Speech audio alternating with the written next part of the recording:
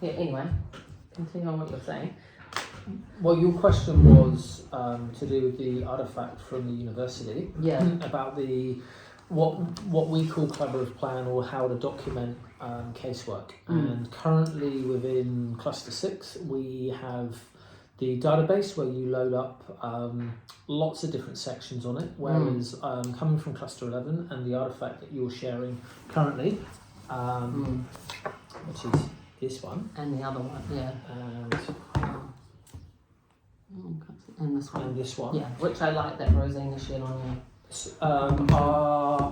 I was a part of the process with Rosina and others that helped co-construct it for Cluster 11. There is differences and flexibility that the ministry give between clusters to meet the need of their demographic, including the needs of the schools and the Senkos and the people that are receiving the documentation. So within Cluster 11, we spent a period of time co-constructing with the staff, and actually we moved away from the thought process of using the database to load all of our documents, and we used a Google Doc to create this. So what you're seeing there, how will I record this process, is a segment out of Cluster 11's collaborative plan. So both bits are segments out of the plan, and we simplified the plan because actually that's how we record it, and at the very end we close the case off and that's stored. So we don't load up to the tabs as we go, it's one continuous actual document. So that way when it's reviewed at the end by a practice leader who is able to read it, yes, they know from case reviews, but actually we're reading to understand whether it's succinct, whether somebody else can pick it up and understand it, and actually is it appropriate for Fano to be reading, for a teacher to be reading, and actually is it strength based, are kind of the main key priorities. The content of how you went and did your business is how you did it, how you want to record and articulate your observations, your data gathering pre and post, and again how you construct your TATAI, which is the section that we were just looking at. So this one's okay. So this is the section from the plan all around TATAI, and actually, so the goals that we had worked with over years with the RTLBs is actually a measurable or a succinct goal. And then the next bit is actually your actions that you're taking. Because quite often people will record an action as a goal, and that's actually where there needs to be a bit of understanding. So for argument's sake, the example that Rosina's given, to strengthen proactive and positive strategies that engage and motivate the student. So the analysis before that would tell me that actually motivation within a particular area or school in general is going to be the issue. Adapting the IYT plan onto a usable Google Doc by adding things going well from observations. So if you are an IY facilitator, which you are, that would be perfect if you have decided if that's what you're seeing within the general classroom, that teacher practice, IYT strategies is probably the first and foremost step. Once you've done that, there could then be that because it's a living document, because the cases are ecological and things can grow and change, you could then put a second one underneath going, actually the teacher's absorbed it, got on with it in the space of 2-3 weeks, has really grasped what you're doing, amazing. And then you may actually drop another one going, actually they've nailed this, we've seen it. But actually, to have, going back to the goal of strengthen and be proactive strategies to engage and motivate students, you may then need to go from IYT's broader strategies to a slightly more tailored and strength-based and specific strategy to really motivate that child. And put something in place. So an argument would be that you, like what we just talked about before this, was about a particular resource, but we were saying about how if you were making memory games, you might pick a high interest topic or subject. So then you're starting to tailor it to that child's specific needs. And then the next bit, which I like, is like ongoing reflection, whereas that's not like, and that's what I noticed when I was listening to her one, how it's like more, I mean we do that, but it's quite interesting that we don't, So it's a very simplified element. So the Ficario? That is the Ficario section, the ongoing self-review, is the reflection of just how things are tracking, because we don't want a collaborative plan that just solely turns around and goes, this is what we've done well, and not record the stuff that actually may have not gone particularly well for whatever reason. Engagement, it could be teacher involvement, it could just be actually something fell over.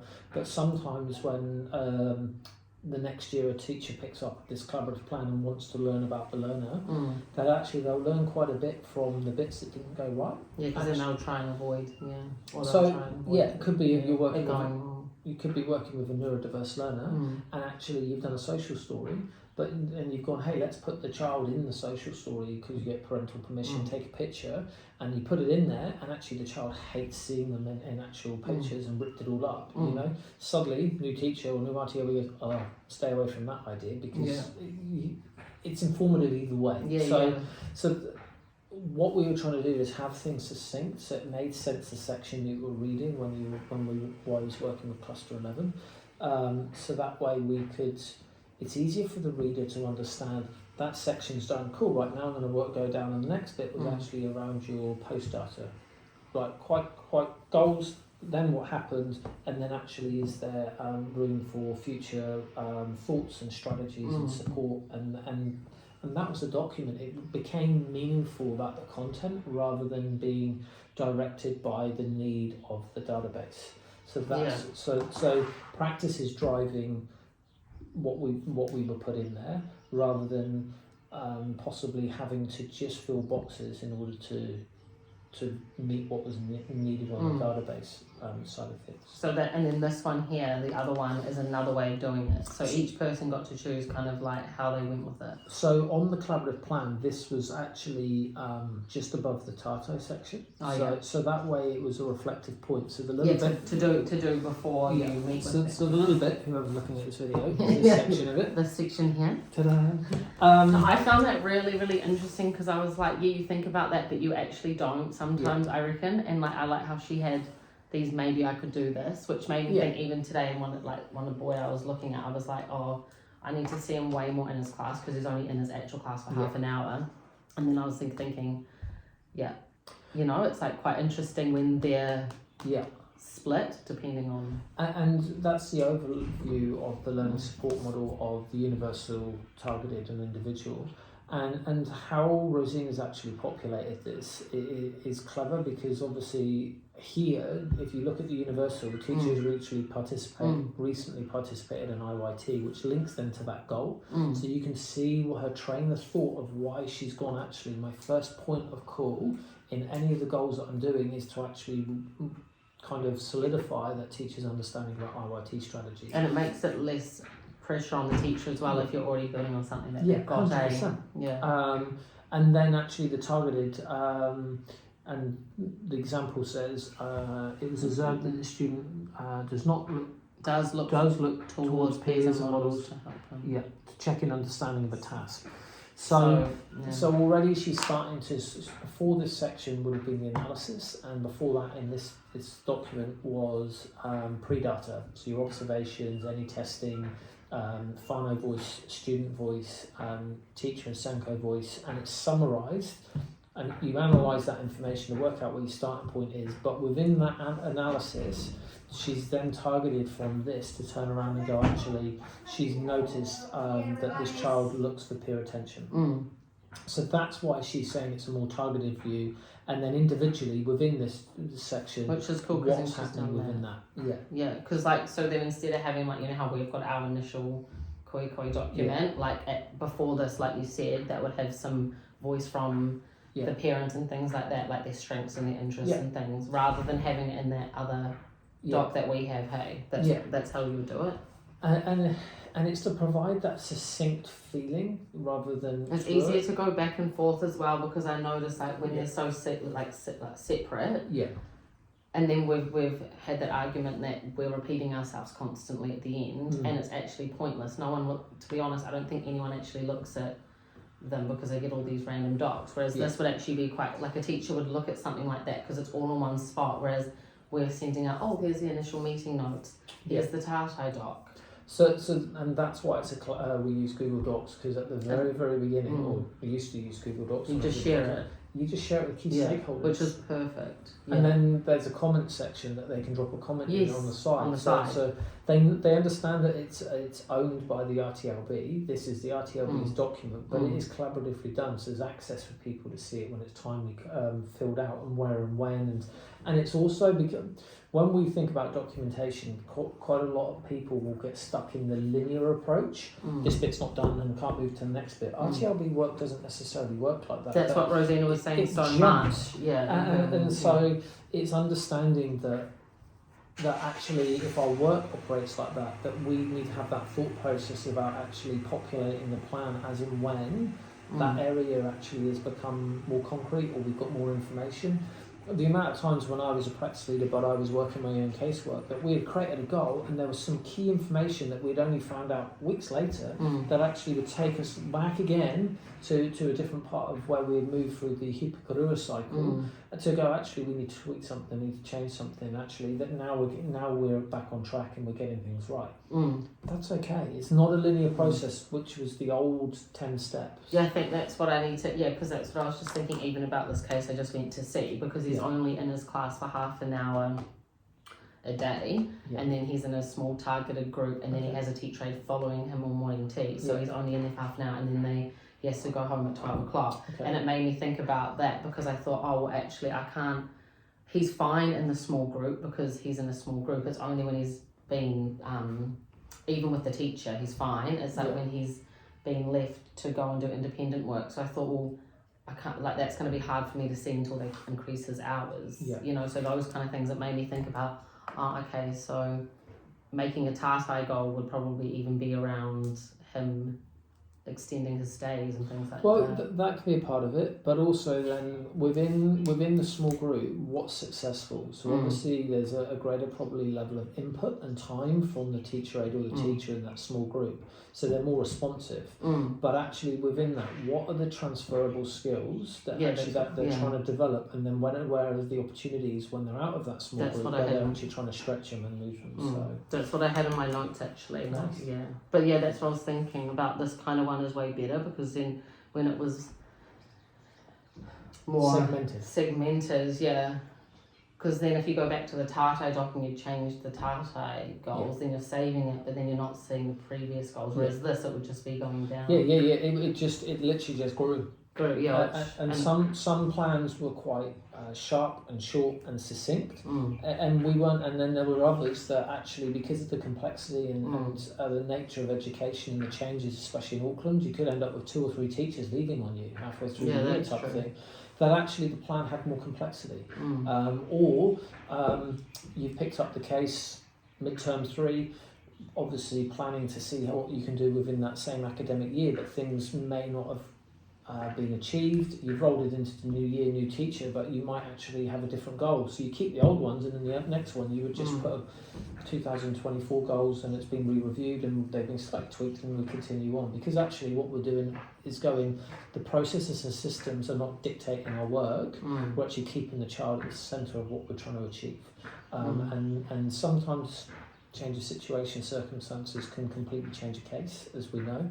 But if we keep the child, the mokopuna, at the centre of our work, then actually that's the most responsive way that we can work, and which then ties into our strategic goals.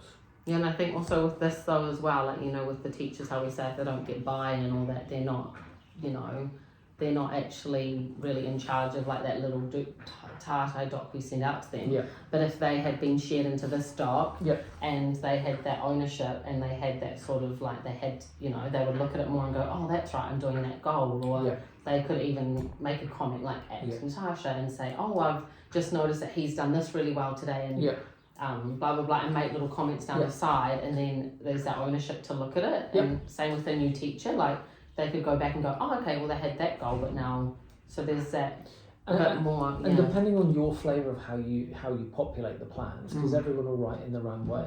Some people would put ideas and suggestions in it as the plan's being populated, but as they go to publish it at the end, they would just say, right, actually we did that, and the teacher got that idea, so I just need to remove that and I can put it in a different part of the plan. So it literally was a living document, and how RTLBs decided and chose to use it was up to them.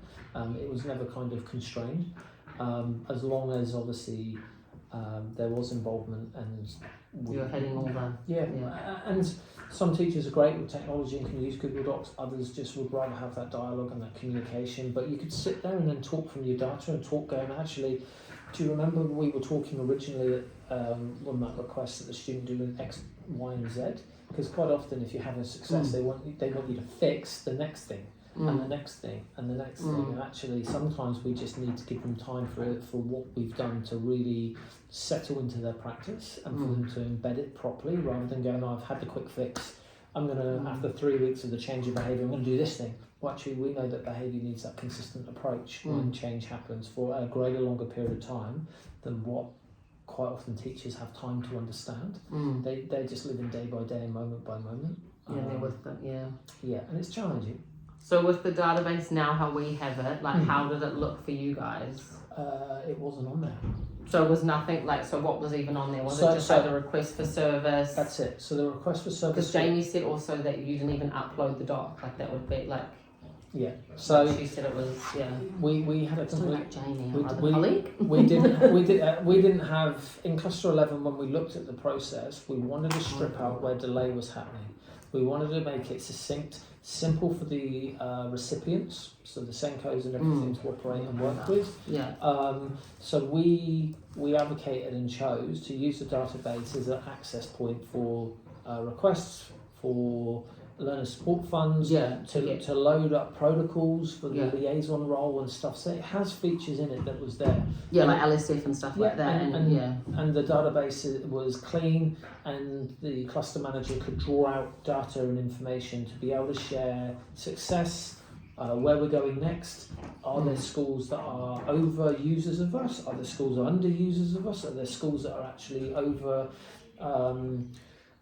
what was basically happening within our schools from that data point of view. It's and then the liaison overlapping and the practice leaders, how they operated within that system as well. So it was kind of a multi-dimensional kind of pot of information that would come in, but we didn't load things. So like there was none of that. No.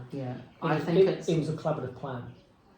That was a Google Doc, and then once basically you if you were in my team, you would have been creating the Google Doc, but we would have case catch-up meetings just to talk, to bounce ideas of how you're tracking, what's going on.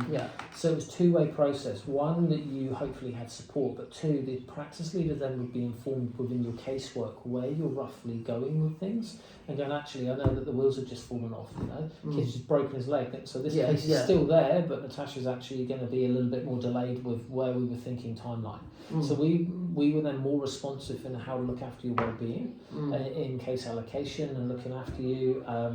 And then also on the flip side of it, at the very end of that case, we had a little bit of knowledge because had been chatting with you, but we would be able to read through it, and then we signed it off at the bottom, and only once we'd signed it and you'd signed it, then was it ready to close and be sent off. Give it to, so that way there was a safeguarding mechanism for the RTLBs, and if we all have our own ways of writing and communicating, but if there was ever a time when actually something kind of could be interpreted in a different way, we would be able to pick it up and look after both of it from your perspective and the leadership perspective. It was a more succinct way of doing things than just leaving, as in cluster 6 at the moment. We've got a lot of broken tabs of the Hipikarua cycle, and it's just we're on a journey to review it, to see what works best. I'm not here to re-replicate cluster 11 as much as the two practice leaders came from cluster 7. We're not here to re-replicate their work. We need to co-construct what's going to work here and for our demographic of schools and key people, liaisons, Senkos. And for me, what I want to actually hear from next is, because I've heard the RTLBs, some are frustrated with the model of loading and it's disjointed, that they feel with not. I think I love that idea of it being on a Google Doc, and then everybody's like allowed to go, like everyone's in on it, and then they can see everything, and then it would make it so much easier to. I think that would be a way better way. This is it's a lot of repetition, and it's also quite formal. Like I feel like if a parent was getting that, it almost feels like a little bit clinical. But clinical and a little bit and it's pointless, some of it. Like, they're not going to read it, they're not really looking at it. And that's the feedback I want to get from the schools Yeah. as well, from our Senkos and from our teachers. Oh, because the Senko's Hui's in 2 weeks, eh? So the feedback I want to get from them, because one of my goals and one of my professional growth cycles as the cluster manager goals is actually to understand, are we meeting the need within our community, and are we actually responsive? But responsive doesn't mean just being very fast to allocate a case. Responsive means actually, are the documents we're sending helpful? Are the documents that we're sending, because we send 4 different emails with different parts of the plan in, is that actually supporting them? Do they have time to access it? Are they reading it? Are they informative? So I'm doing kind of subtle little things to build a picture before we as a cluster then start to really unpack, is this actually working? Because the question I've walked away as cluster manager from here is, is the database dictating practice?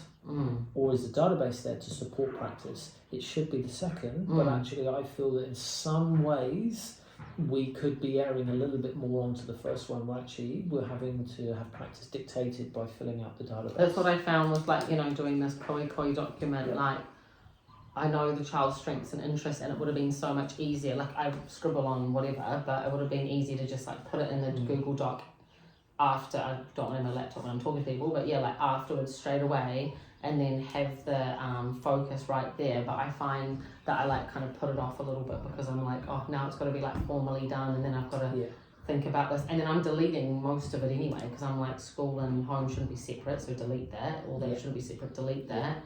We don't need that, delete that. And then I'm sending off this little tiny, because I did it yesterday for Tilda, and I was just like, oh yeah. Yeah, I believe, well, I want to review it, but there's certain things that we're doing right in this term. So that's my aim for term 3, is to actually spend some time, because then I've been here for 6 months.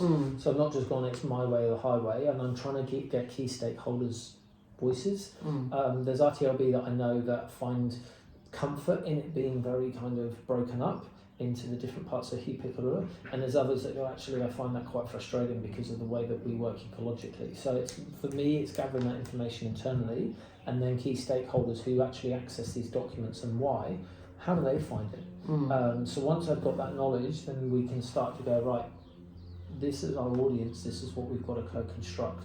And that's why I asked in term 1, the document and the information that we're sharing at the end, my goal is for that to actually be a sustainable resource around that burner in the school. Yeah, that gives the doc that we send out gives absolutely no information for the next teacher. It gives no information for the current teacher, only what we've said to them.